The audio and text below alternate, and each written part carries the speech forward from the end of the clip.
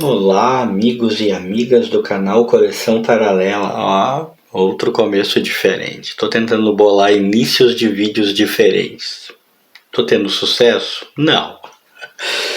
Não tá ficando bom, mas eu vou tentando. Mas esse é o canal Coleção Paralela, como eu já disse. Ali está o mestre do terror. Eu sou o Rodrigo. E a gente vai falar agora de um gibizinho aleatório do Pato Donald, com o absurdo número de Pato Donald 1770.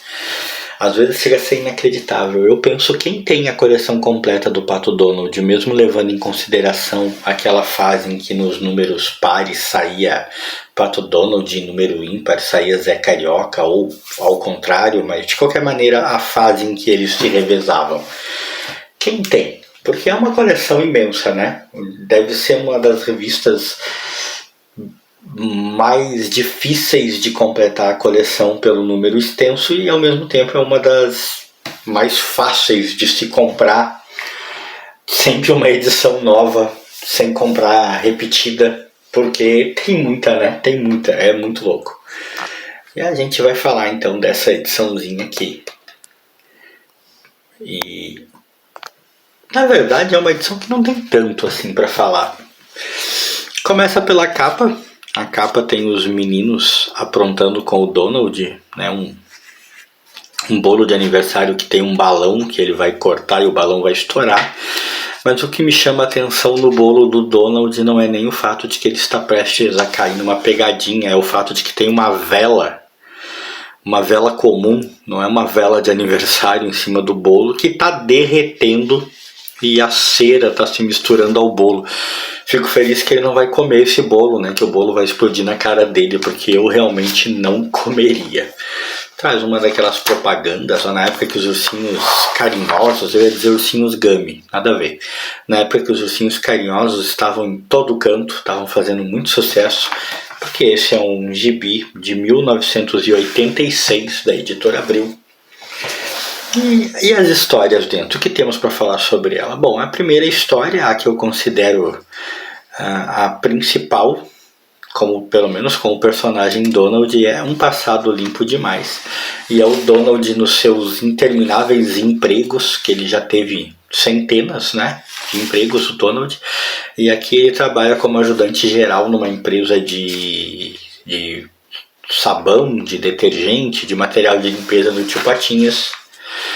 O Tio Patinhas manda ele levar um caminhão carregado de sabão em pó que não deu certo a formulação para ser destruído, para ser incinerado.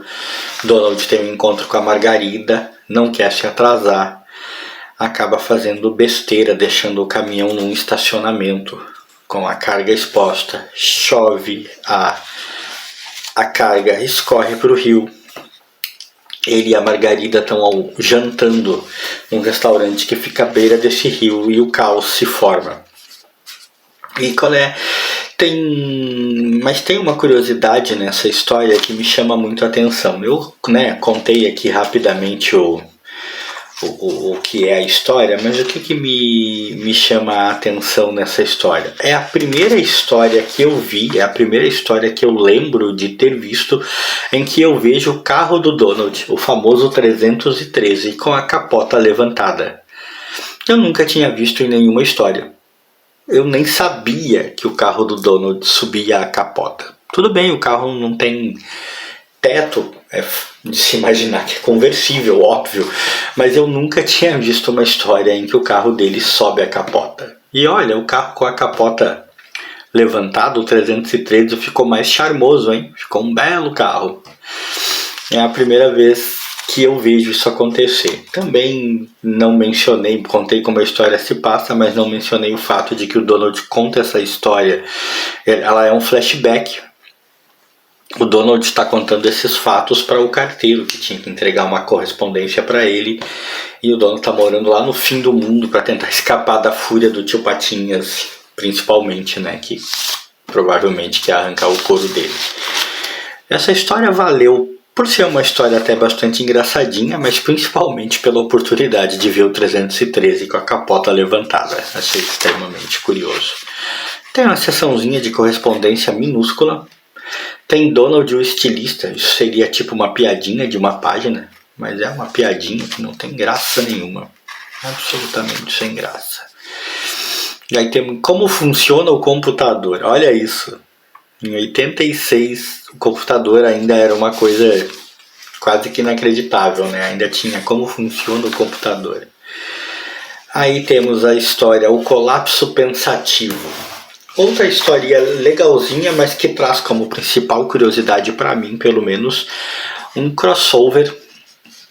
É uma história dos irmãos Metralha e do Pardal, mas o que ele traz de interessante para mim é um crossover entre o Pardal, os irmãos Metralha e o Urtigão, a Ursinhos Gummy, que eu tava confundindo antes com os Ursinhos Carinhosos. Eu achei extremamente interessante. Eu acho que é a primeira história que eu leio que o Urtigão encontra o Pardal. Já li histórias, claro, dos irmãos Metralha com o Urtigão. E acho que já li até a história dos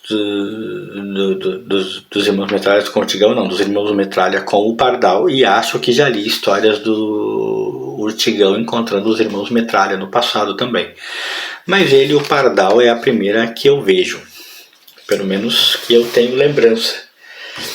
E por isso, por esses crossovers assim, esses crossovers meio inéditos para mim, eu achei bem interessante. Tem uma historinha de uma página do Pena da Selva que é muito engraçada.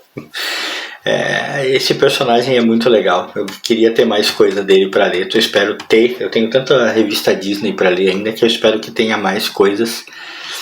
Aqui ele vai seguindo as árvores e explicando para os turistas que as árvores têm sinais para andar seguro. E a última árvore fala sobre areia movediça e é assim que ele percebe.